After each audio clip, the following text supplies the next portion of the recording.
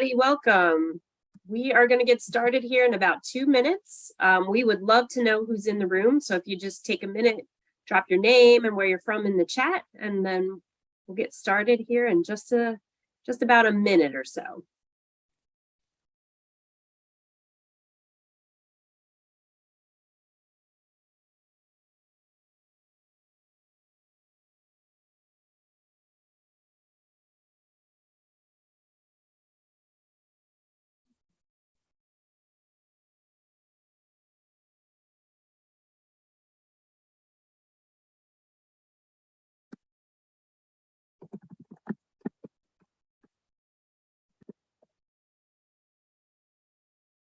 Awesome. So great to see so many familiar names. Thanks for joining us. My name is Elizabeth Seary. I'm the Executive Director of Communications and Development at Foundations, Inc. I'd like to thank you for joining another one of our Beyond School Hours follow-up webinars. Before we get started, I'll give you a little bit of background about Foundations, Inc. We are a national education nonprofit. We're located in Mount Laurel, New Jersey. Our mission is to improve the quality of education by building the skills of educators. So we work across the school day. We work in after-school programs with schools, district level, and even at the state level to create a brighter future for every child every day. If you're interested in learning more about Foundations, you can check out our website or take a minute to follow us on social media, and we'll make sure that that information is in the chat for you. You might already know us from our signature professional learning experience, Beyond School Hours Conference. Our conference is held annually. We are always in February, and in 2023, we will be back in Orlando, Florida from February 9th through the 12th. And I'm hoping you will all take a minute to register. We hope you will all join us. Orlando is amazing in February. It's 3.5 days of professional development, great networking opportunities. We bring experts together from across the country. It's a really great time, and it's a really great way to revitalize and get inspired and get back into action. I want to welcome everyone who's joining us today, but I have a special shout out to our Helen Oaks Scholars who are attending. The Helen Oaks Scholars are a cohort of Philadelphia public school teachers that are dedicated to improving their instructional practices in the area of literacy. And each year, Foundations hosts the annual Helen Oaks Literacy Institute, which is a day of professional development focused on improving literacy outcomes for the students in Philadelphia. So welcome, Helen Oaks Scholars. We're so glad that you're here. Today, we are also thrilled to have our speaker with us. Erica Snowden is the Executive Director of the Office of Diversity, Equity, and Inclusion at the Episcopal Academy in Pennsylvania. Erica is going to share concepts of windows, mirrors, and sliding glass doors as a way to explore and expand on the importance of literature and how to thoughtfully prepare educational experiences for your students that will affirm them and also help them learn about people who are different from them. So thanks, Erica. Thank you so much for joining us. Thank you so much, Elizabeth. I'm so glad to be here with Foundations once again. I'm really excited. I want to tell folks, we're just going to jump right in. You can feel free to comment in the chat, and I'll try to monitor it as much as possible. I'm also going to be offering a way for people to be engaged with an app called Mentimeter. So I'm going to share a screen, and you're going to see this picture of a QR code. If you take a picture with your cell phone, it'll lead you somewhere and you can interact with me and participate that way as I present. You can also use the Zoom as well. And if you want to open it up on your computer, I'll have a way for you to do that in a moment as well by going to menti.com. So I'm trying to look through and see if I see people taking pictures of the screen. Once you get in, if you give a thumbs up, in the app, that'll let me know that folks are there. So here, awesome. All right, 18 thumbs up, so people are there. And if that doesn't work for you, you can follow these instructions up here, going to menti.com and type in that code. Today, I'm going to be talking about windows and mirrors. Oh my. From Rudine Sims Bishop's work and Emily Jane Stiles, I'm really taking a lot of their foundational work to do this talk today. And so let's just jump in.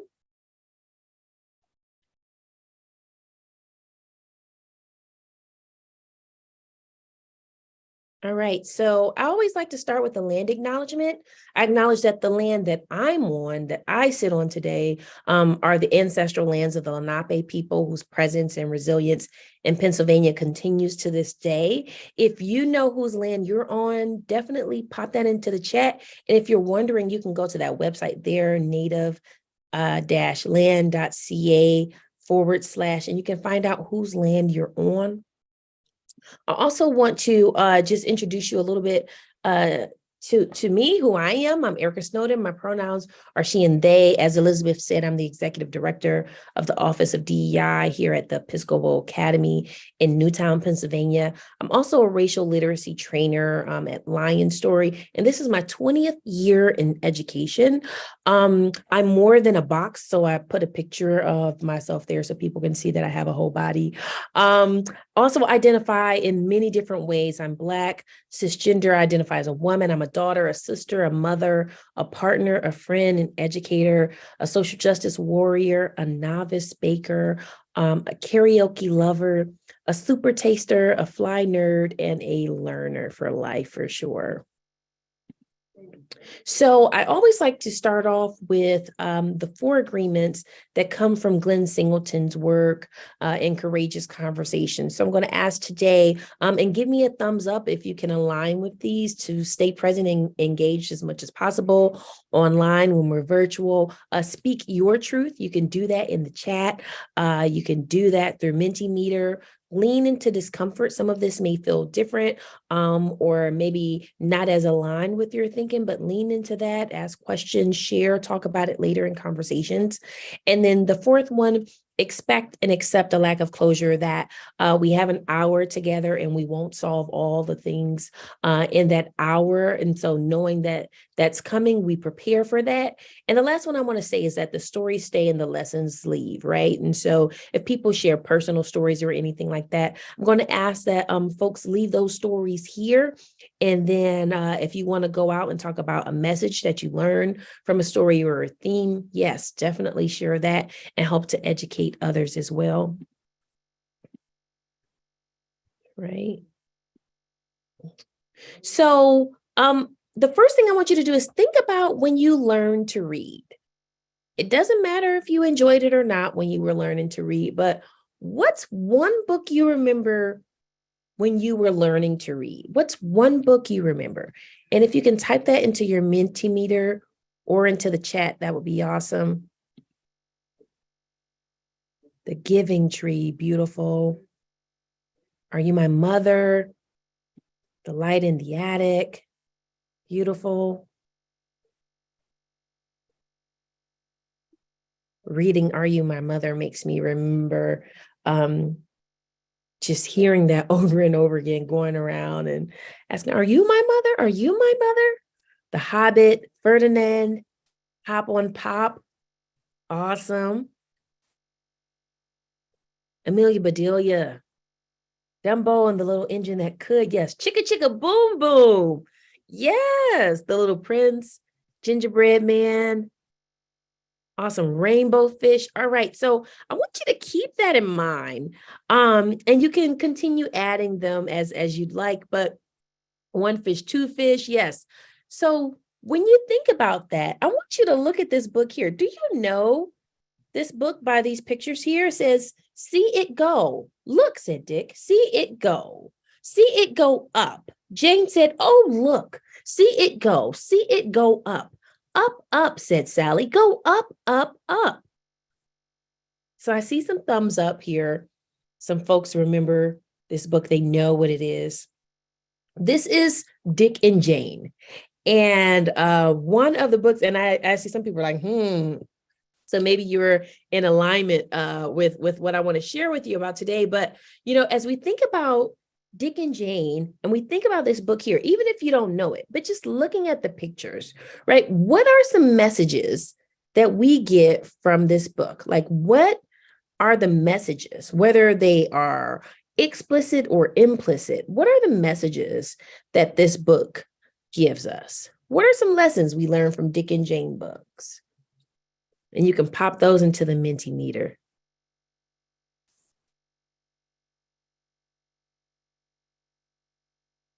What are some lessons that we learn from Dick and Jane books? What does it teach us? Simple words, beautiful.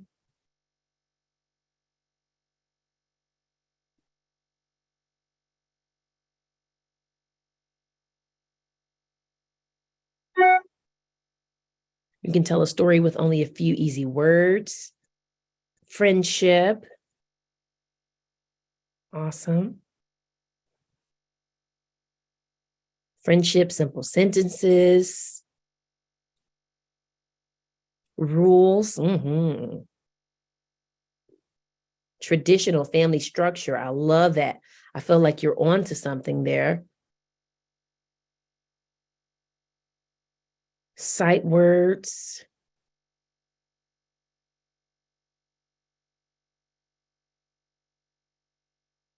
Sight words. All right. So let's look at these pictures again. If I'm reading this book, right, and I see this book and all the books that I read look like this, then maybe I'm learning that boys wear blue, girls wear colors like pink and flowers. Boys wear shorts or pants and girls wear dresses.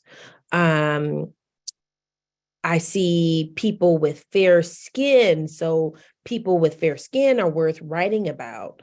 If you have a house, you should have a white picket fence. And going back to the family structure, a family means a mom and a dad and 3 kids and a dog. Maybe I learned that boys do a lot of the talking and girls talk after the boys. So what are the things that books teach us without us even realizing it, right? And so there's even more there. When we look at that Dick and Jane book, we learn that kids in nuclear families learn that a family is composed of a mom and a dad, right? Knowing that families can exist in all kinds of combinations, right? We also might learn from that families live in houses, right? I currently live in an apartment. I raised my daughter in an apartment, right?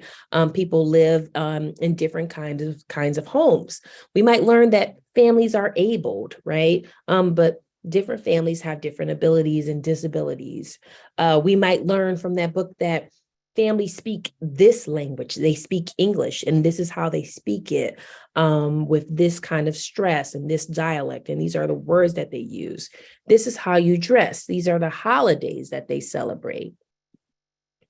And then we also get some other messages that we should think about when we are offering up books to students, when we're offering up text and media, right? And so one thing we can learn from this is that it's not too early to talk about race, but waiting can be a day late and a dollar short. What do you mean by that, Erica? Well, if I'm reading this book and I don't see anyone reflected in it that looks like me, then I'm already having a conversation in my mind, whether I know about it or not, about race, right? So we can talk about that with these books, right? And we know that kids recognize race early.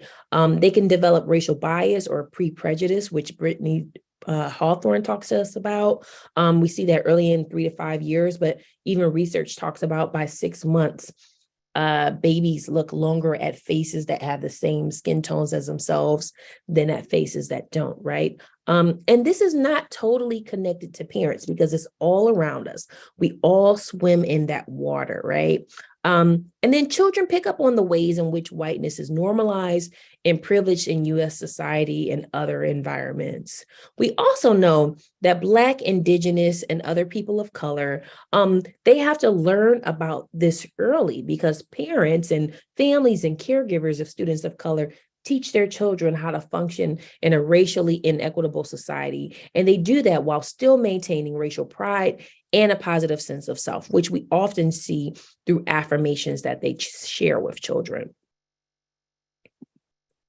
So I want to show you this graphic here. I love this graphic. You might have seen it before. So if you love it, you can heart it. You can give it a thumbs up. If you've never seen it, you can give a thumbs down. I love when I bring something new to people that they haven't seen before, but I share this often. It's from 2018. They don't have a really recent version of the graphic, but if you go online to the Cooperative Children's Book Center School of Education, you can see the most recent data from 2021, I believe it is. But in 2018, when they put this graphic together, they showed us that 1% of children's picture books were about kids with American Indian, First Nations, Indigenous people, where they could see themselves reflected. They could see a mirror of themselves in the books, right? And a positive one, right? 5% were Latinx or Latine, Latin American individuals and characters, 7% Asian Pacific Islander, Asian Pacific American, Native Hawaiian, 10% African, African American. Now, before I keep going on with this chart, I want you to notice that 27% of the books are about animals. And so kids could find more books about animals than people of color. For me, that's concerning. That means that they don't have a lot of positive mirrors of themselves in the education, right? And then 50% of the books are about white students. And if you look in this picture here, you see that this kid has like mirrors all over the place. And it's not a coincidence that the kid picture here looks like they might identify as a boy, because there's also a gendered aspect there and also one around sexual orientation too. And you can find more of that data online at the Cooperative Children's Book Center. And so my thing is like, what do we do about that? And how can we make sure that we provide windows and mirrors for our students when we're working with them, right? And actually, as adults, we need them as well. We need positive mirrors so we can see ourselves reflected in positive ways. And then we also need windows so we can look and see into the lives of others who are different from us and learn about them in positive ways as well. So I want to take you back to 1965. I know you're probably thinking, Erica's 2022. Let's talk about what's happening in the present. But in order to do that, I feel like we need to do a little history lesson. So in 1965, Nancy Lyric wrote this quote in an article that she published. She said, across the country, 6,340,000 non-white children are learning to read and to understand the way of American life in books, which either omit them entirely or scarcely mention them. So in 1965, Nancy noticed what we just saw in the graphic before. And she said, that's problematic, that students are learning to read, learning to understand life, and they're not even involved in the curriculum. They don't see themselves. And then in 1990, Rudine Sims Bishop, whose work I've learned from and taken from for this in particular, said when children cannot find themselves reflected in the books they read, or when the images they see are distorted, negative, or laughable, they learn a powerful lesson about how they are devalued in the society of which they are a part. So she coined the terms windows, mirrors, and sliding glass doors. And what she noticed was that not only are they not seeing themselves, but we also have to think about when you see yourself in a negative way, it's distorted, it's laughable. So if you identify as Indigenous, do you only see yourself in November when people talk about Thanksgiving? Or do you only see yourself reflected in the football teams and mascots and things of that nature, which some of them are changing, right? Or is it always a joke? If you identify from African descent as Black, African American, do you only get talked about in February or when it's connected to enslavement, right? Like, how do you see yourself, right? And that creates a very powerful lesson, right? That is truly implicit. But now that we know this, we have to do something about it so it's not explicit. She also said, if they only see reflections of themselves, They will grow up with an exaggerated sense of their own importance and value in the world, a dangerous ethnocentrism.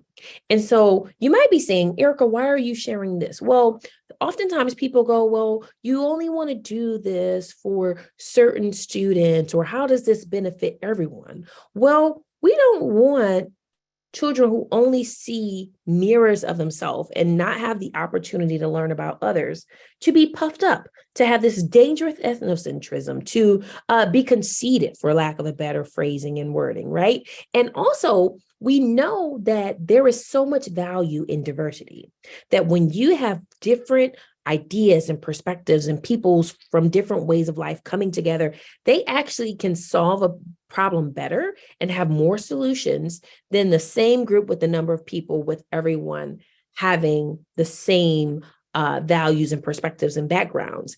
And what I like to talk to children about is I have my crayons back here. And so if you opened a crayon box and you went to color and all the crayons were blue, that would make a boring picture. But then when you go in and you have all these different colors, and you can make sure that you have the skin tones that match different people, and that you can be really diverse around how you create that picture, that's a more beautiful picture. So there is something that we all gained from it. It's not a zero-sum experience, but a solidarity dividend, as Heather McGee would say. And so many of you might know about the mirrors and windows concept that Rudine Sims Bishop came up with. And you understand that you see that you need to have mirrors reflected positively of yourself, and then these windows to get into the lives of others, right? She also said there's this sliding glass door concept in theory where, if the light is right and the opportunity is right, you might even be able to step into a fictional world or feel like you can empathize better and grow your empathy in that situation, right? And so other people have thought about this concept and expanded upon it, or thought about it in different ways. And I wanted to just share a little bit of that with you. Debbie Reese in 2019 talked about curtains.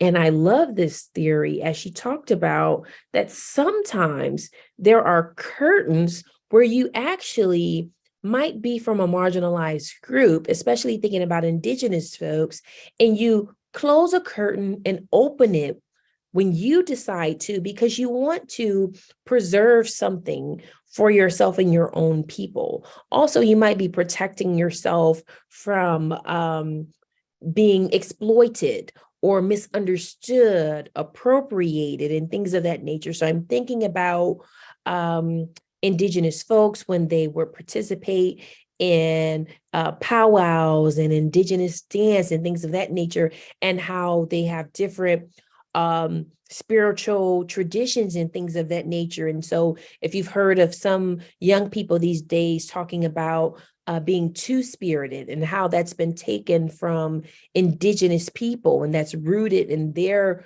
culture and their traditions, right? They might put a curtain over that. We want to save that for us. We want to preserve it for us.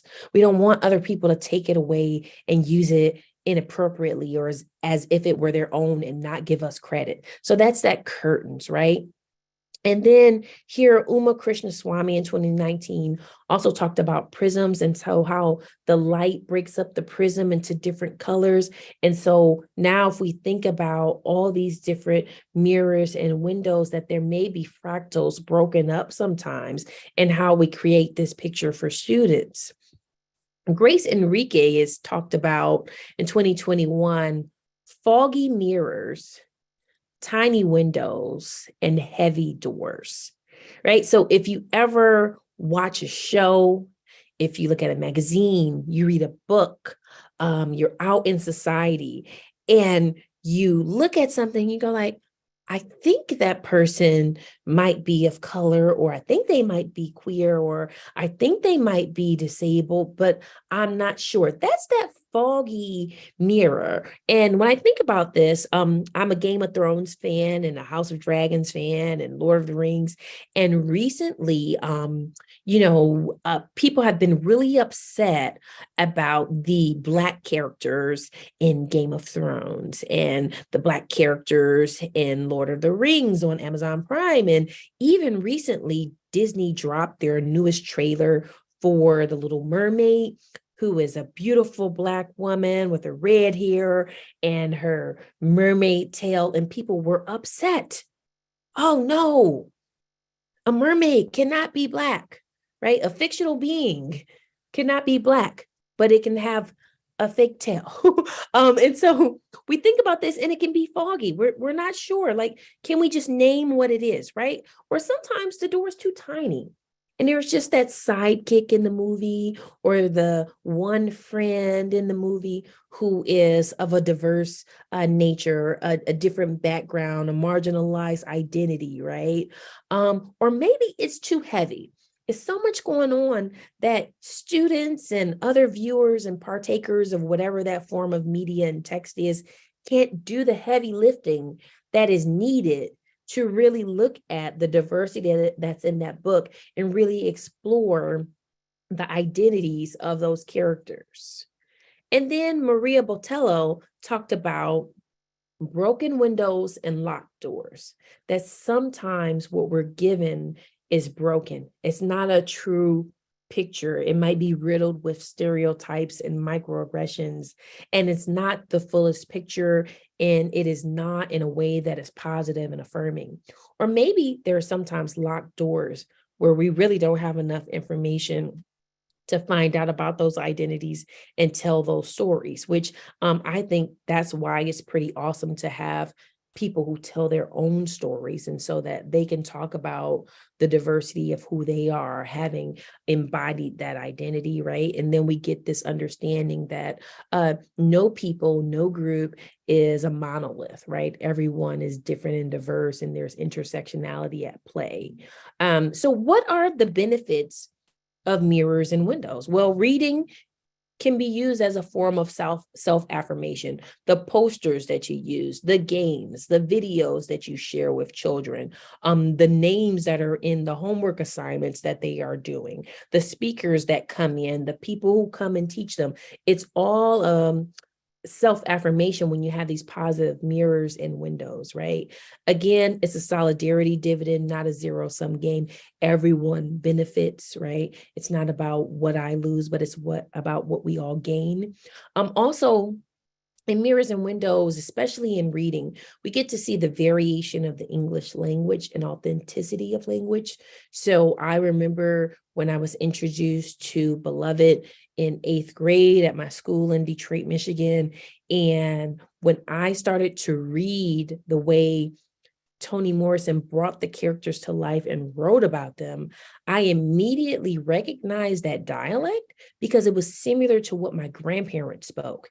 And so it reaffirmed them as people whose language was worth writing about and writing authentically about, and not this King's English, right? And even in different mirrors and windows, we get to delve into different history and traditions and learn about other people and their lives. It's an opportunity for us to grow empathy and also learn about difference and its value. So what do we do? Well, I want to share a book with you today, and just model for you how you can do this. And I also want to give you the opportunity to look for some mirrors and windows in this book. And last but not least, I want to give you the opportunity to be read to. I don't know when the last time you all have been read to, but there's so many benefits from being read to. And I believe that your work can oftentimes find you reading to children. And so I want to share with you a book today, Milo's Museum by Zeta Elliott, and it's illustrated by Purple Wong. Please bear with me as I change screens.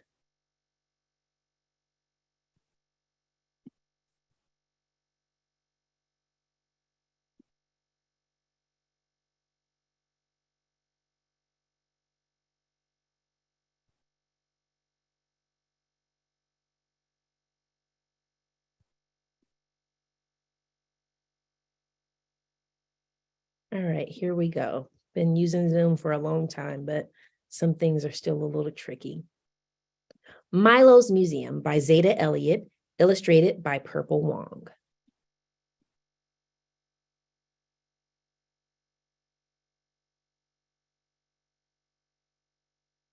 Milo woke up feeling excited.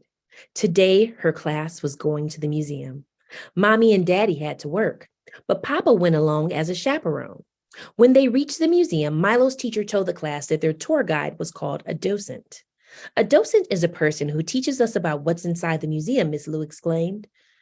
The docent was a white-haired woman named Anne. She led the children from room to room, stopping to tell them interesting things about certain sculptures and paintings. Once the tour was over, Miss Lou gave the children some time to explore the museum on their own. Milo held her grandfather's hand as they wandered through the rooms together. She stopped in front of a giant mirror and looked at her reflection. Milo could see her classmates admiring the works of art. She liked most of the art too, but something didn't feel right. Milo tugged at her grandfather's hand. What are museums for, Papa? Well, he said, museums hold all the objects that people feel are valuable or important, things from long ago and from today. Museums are full of stories, really. Does that answer your question? Milo nodded to show Papa she understood, but she still felt funny inside. When they got home, Milo sat on the front porch and watched her world go by. She waved at the neighbors as they walked along the sidewalk and nodded her head to the beat when a car drove down the street, blasting rap music. Milo hummed along as an ice cream truck circled the block, trailed by laughing kids clutching dollar bills. So many faces, sounds, and stories made up her world, but none of it was in the museum. Milo frowned. Feeling funky, Mama? Milo jumped up and ran to give her Aunt Vashti a hug. They sat down on the porch steps, but Milo didn't say a word until her aunt nudged her and asked, "Why so glum, chum?" "We aren't in the museum," Milo said quietly. "I want to know why." Aunt Vashti took a deep breath and held Milo's hand in her own. "Every museum has a curator," she told Milo. "The curator decides what goes inside the museum." "What about us?" asked Milo. "Don't we get a say?" "We vote with our feet," said Aunt Vashti. "We go see the exhibits that mean the most to us. Those magnificent mummies we saw last year were borrowed from another museum in Cairo." "I remember," said Milo. "But we shouldn't have to wait for a special exhibit to see ourselves in the museum." "You're right," said Aunt Vashti. She put her arm around Milo's shoulder and gave her niece a squeeze. "So, what are you going to do about it?" "Me?" Milo said with surprise. "What can I do?" "You could try writing a letter to the curator," Aunt Vashti suggested. Or, Milo saw the sparkle in her aunt's brown eyes. "Or what?" "You can make your own museum," Aunt Vashti replied. Then she kissed the top of Milo's head and went inside. Milo sat on the porch steps and thought about what Papa had said. Museums hold all the things that people feel are valuable or important. Milo dashed upstairs to her bedroom. She took out her journal and made a list. Then she went downstairs and set the table for dinner. "Why are you giggling?" Mommy asked. "Did you have fun at the museum today?" asked Daddy. Milo nodded but didn't say a word. Aunt Vashti winked at her and Milo winked back. The next day, Milo took her suitcase out of the closet. She carefully packed her items inside and went out to the backyard. "Running away from home?" Nana teased from the porch. "Wait and see," said Milo. Milo pulled her suitcase across the grass and stopped at her playhouse. What should she do first? Milo thought about her class trip the day before. She took off her book bag and pulled out her journal. With a purple marker, she wrote, "Milo's Museum." Milo tore the sheet of paper out of her journal and taped it above her playhouse. When that was done, Milo unzipped her suitcase. Her playhouse didn't have any glass cases or velvet ropes, but Milo set up her exhibit as best she could. When she was ready to give her first tour, Milo asked everyone in her family to come outside. "Welcome to my museum," she told them with a proud smile. "I'm Milo, your curator and docent. You're allowed to touch things in my museum," she said. "Just be careful." Nana and Papa were the first to take Milo's tour. "These baby booties were knitted by my great-grandma Sally," said Milo. "She was born down south where it's warm, but it gets cold here in Philly, so she knitted some mittens too." Papa picked up the red leather box. "Tell me about this," he said. even though he already knew the story. That belonged to my great-great-grandpa Jack, Milo told him. He fought in France during World War I and was so brave that they gave him a medal. It's called the Croix de Guerre. Milo wasn't sure she said that right, so she added, that means Cross of War. Milo's parents came in next. She handed a framed photograph to her mother and said, this is a picture that was taken at last summer's block party. You and Daddy slow danced in the middle of the street. Milo giggled and held out her arm. I still have one of the bracelets we made on Nessa's stoop. Then she turned to her father. This is a statue of Isis that I got at the other museum. She was a goddess in Egypt a long ago time. Aunt Vashti says Isis looks a bit like me. Daddy kissed Milo's cheek and said, Auntie's right. Aunt Vashti came in last. Milo held up a carved Christmas tree ornament. My Uncle Rod sent this from Germany, she explained. Milo pointed to the brown-skinned men wearing a jeweled crown. That's Balthazar, one of the three kings. Aunt Vashti nodded before pointing at something else on the wall. What's that? She asked. This is the jersey I wear when I play softball, Milo told her. My team has never won a trophy, but we still play hard and have fun. Aunt Vashti gave Milo a hug. Your museum is wonderful, she said. By the time Milo finished giving a tour to everyone in her family, several of her neighbors had come into the yard. Two of her classmates were already standing in line, eager to see Milo's exhibit. It's so cool that we have a museum right in our own neighborhood, Mallory exclaimed. I want to open my own museum too, said Hector. Why don't you two add something to the collection, Milo suggested. That way, our museum will be a mirror for the whole community, Hector and Mallory agreed. Milo looked at all the friends, family, neighbors, and in her yard, and then she took out a purple marker and made a new sign, the People's Museum. The end. So as you think about that story, and you can pop this into the Mentimeter or you can use the Zoom chat, I want you to think about and share any windows or mirrors that came up for you while you were listening to the book, looking at the pictures. Any windows, opportunities where you can see or learn about the lives of people who are different from you, or mirrors where you saw yourself reflected.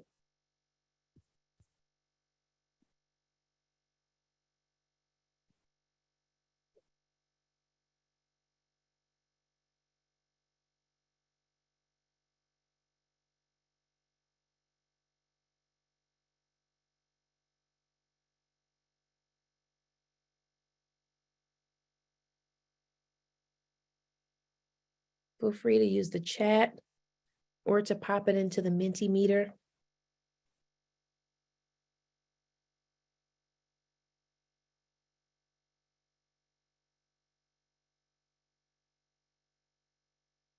The mom at the museum, a window into close extended families.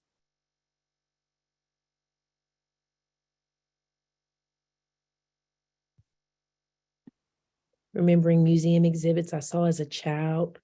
Beautiful.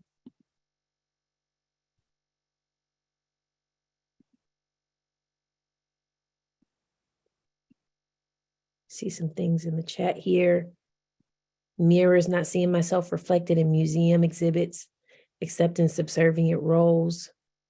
I love how the Milo was able to think outside the box when given the opportunity, right? The opportunities that educators like you all can give for students, right?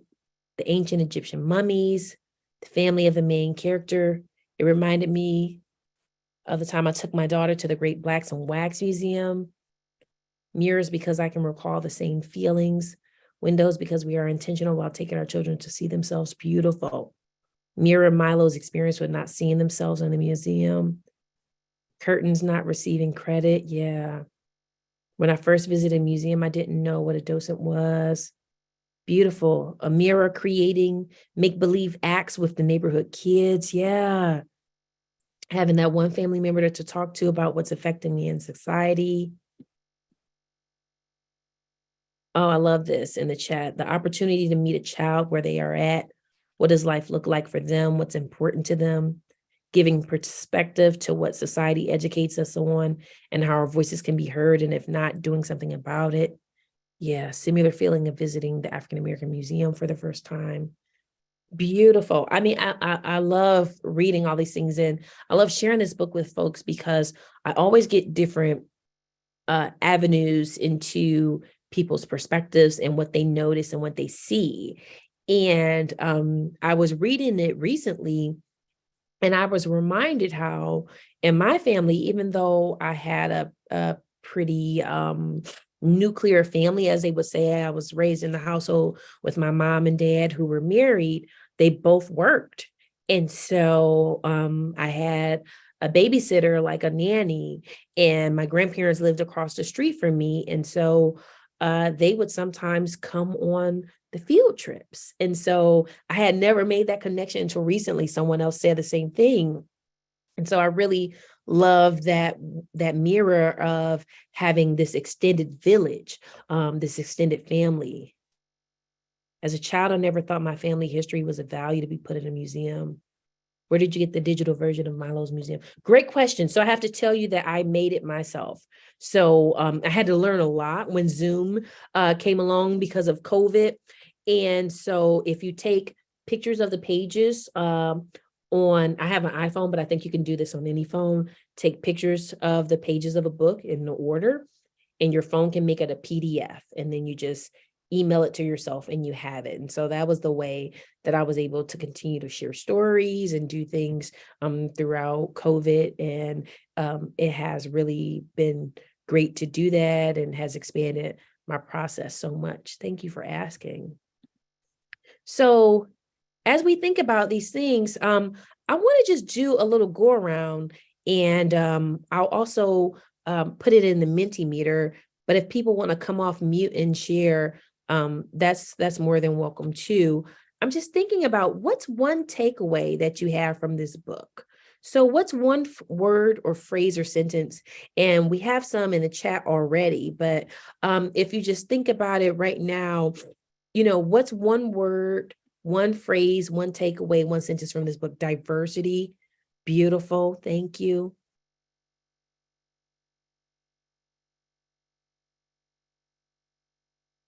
And there are no wrong answers here. I'd say curator. Curator. I love that. Thank you. Family, pride, representation, visibility, inclusion, culturally reflective. Community.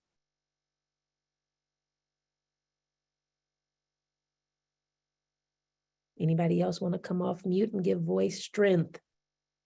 Beautiful. Empowered to do something. Yeah, I really think about like how Milo, what was it that her family had done and instilled in her and Aunt Vashti to give her such confidence and empowerment to like take this into her own hands and say, I want to fix this thing, I'm going to let my voice be heard. And so I asked you to share one word or phrase or feeling, and is connected to what I'm talking about with windows and mirrors. This comes from Emily Style, who talked about shelves and selves. She told us that we need to remember that 50% of the scholarship in our classrooms, in our after school programs, in our tutoring places, 50% of the scholarship is in the selves, and 50% of the scholarship is on the shelves. And I think sometimes we think that 100% of the scholarship is on the shelf or in the book or in the text or the curriculum. But we have to be reminded that our students bring scholarship in with them. And it is our job to uncover it and bring it out of them and make space for them to share that. She said, we can use our adult power to support and empower the young in their process of learning the wisdom of going public with the inner scholarship of themselves and balancing it with outer scholarship on the shelves.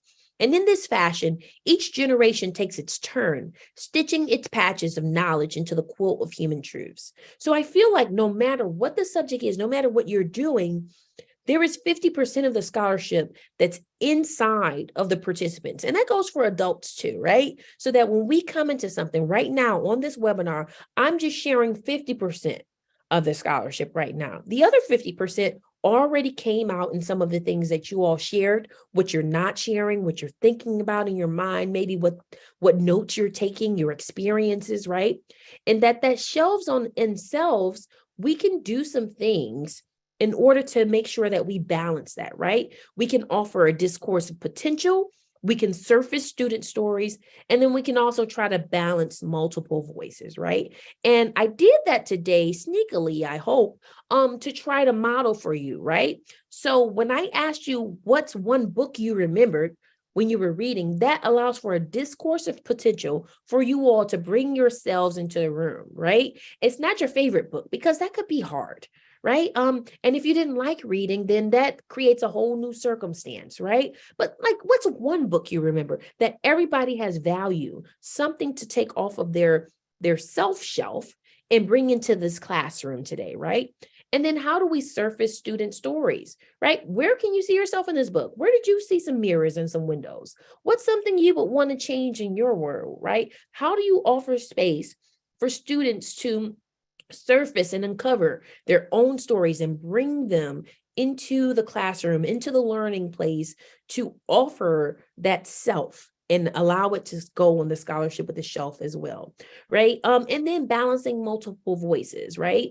In one sentence, one phrase or word, what was your takeaway from this book? So giving each person an opportunity, if they choose, because this is about consent, to share what's something that they got from this book. And so I just want to remind you that, that 50%, is within you. And so how will you engage? Will you engage as a mirror? Will you engage as a window? You can engage as both. And no matter your title or what you do, you matter. And you have to be more than just a mirror and a window, because we all are mirrors and windows, but we have to decide that we're going to engage as a mirror or we're going to engage as a window, right? And so I'm always thinking about when my students look at me, I want to reflect. When my colleagues look at me, I want to reflect. When families look at me, I want to reflect. When people look at me, I want to reflect. And for myself, I love Beyonce. This photo came from her homecoming thing. When people see me, I want to reflect a drum major for justice. I want them to know that that's who I am through and through, and that's what I'm trying to reflect. So I just want to offer for you a moment to think about, what do you want to reflect? No matter whether it's students or your colleagues, your family, people in society, like, what do you want to reflect? As you engage as a mirror and a window, what do you want to reflect?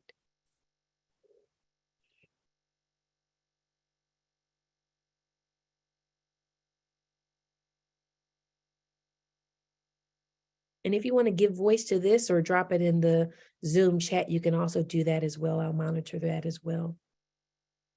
And you might be thinking about it, and maybe we'll come back to it later.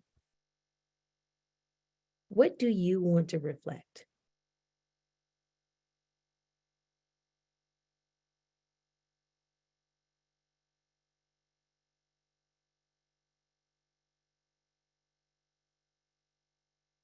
And it's so interesting. I was thinking about this. It's only Wednesday, but belonging, yeah, for sure. A positive figure, a successful African male. I love that you wrote that there, because I was thinking about how this week I told a student, I said, well, I identify as Black and African American, but it's very important to realize that I also identify as a Black woman, African American woman, and that creates my experience. And the student was like, wow, I've never heard it in that way, right? And so just having those conversations creates opportunity for a mirror, but also a window for another student to know that, like, oh, if a person says they're Black, that's not a bad thing, right? That's not racist to say someone is Black if that's how they identify. A positive figure, yeah.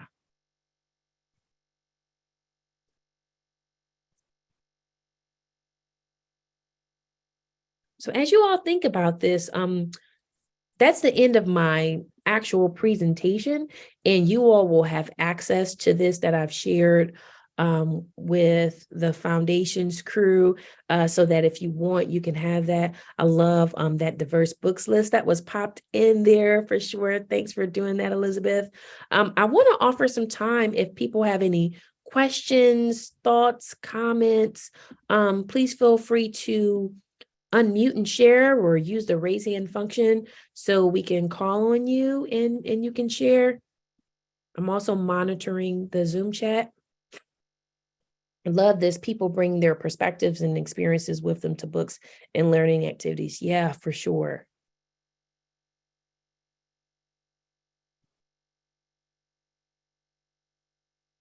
Even when you think about, math, a student might say, oh, I don't like math, or, I don't think I'm a good math student, but math is happening all over our world. So, well, do you help your mom cook? Do you help your family, your caregiver cook? Okay, what do you cook? Well, we bake cookies sometimes. Well, when you bake the cookies, do you just take the flour and things, you just throw them in there kind of, by hand, or what are you doing? Well, we use measuring spoons. Well, that's math. Right. And so how do you make those connections? And so now all of a sudden the kid is like, wait a minute, I got something to bring to the table because I know what a half a cup is, or I know that if I take a handful, that's about this much. Right. I see some friends are saying they don't see the book link. It's download up above in the chat, but I'm sure that at Foundations, when we share the PDF, you all can share the book list in there as well. Book clubs can be very effective for students, even those in kindergarten. Yes, Donna, for sure. Like all grades. And as an adult, I still participate in book clubs. It's one of my favorite things to do. I just love how other people interpret things or see things that I missed. Each and every one of us matters, adds value and matters. Yes, for sure. Because we all bring something to the table. And when you are being involved with students, you got to think about, how do you interact with them? How do you help them to realize their discourse of potential? How do you help them see themselves, reflected in positive ways, or see others who are different from them reflected in positive ways? Thank you, Paula. It'll come into the follow-up email. My staff had a book club and celebrated the children with a dress-up tea party. Oh, I love tea and I love to dress up. I'm so excited about Halloween and having a better school year where I get to wear a costume for sure. And even that is, an opportunity for people to see that adults like to, do silly things and be different as well and like to have fun. It's another opportunity to engage as a window or mirror. Public and school libraries are great places for learners to discover mirrors, windows, and sliding glass doors. Yeah, and we got to help them get on those shelves and pull them out. I love librarians, and one of my favorite people, she's now a classroom teacher, but before that, she was a librarian for many years. And she would always talk about faces out, and she would make sure in the library, as much opportunity she had to put faces out where people could see the covers of the books, she would do that. And she was very intentional about making those faces diverse faces. And so that students could see themselves represented, that they could see people who were different from them. And I just really love that because there's so much potential that librarians have, right? And each of us is our own little librarian too, I would say. Whatever books you have, how thoughtful are you about the way you choose those books and who's represented and how they're represented?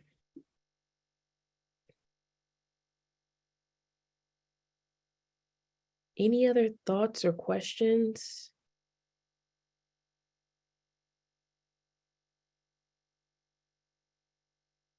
You're welcome, Pamela.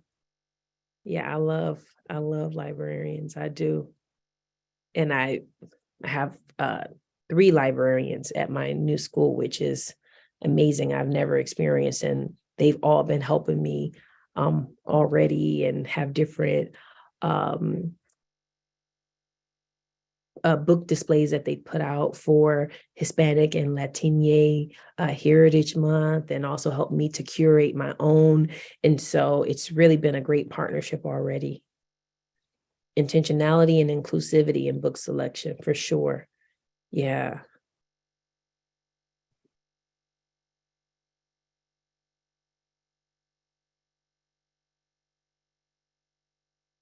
Well, I hope that you all enjoyed our time today. When you get your hands on that diverse books list, I hope that it's really helpful to you and you find some books on there that you love and that you can share with the young people around you and in your life, and also yourselves, because as an adult, I really love children's books, and it's a way for me to sometimes get a quick lesson or put something into easy to understand language.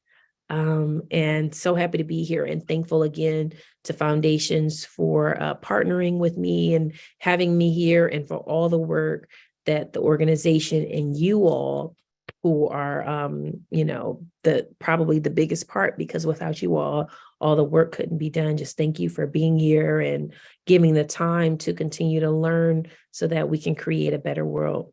Thanks so much, Elizabeth. Thanks, Erica. We really appreciate your time. This was fantastic. I always learn so much.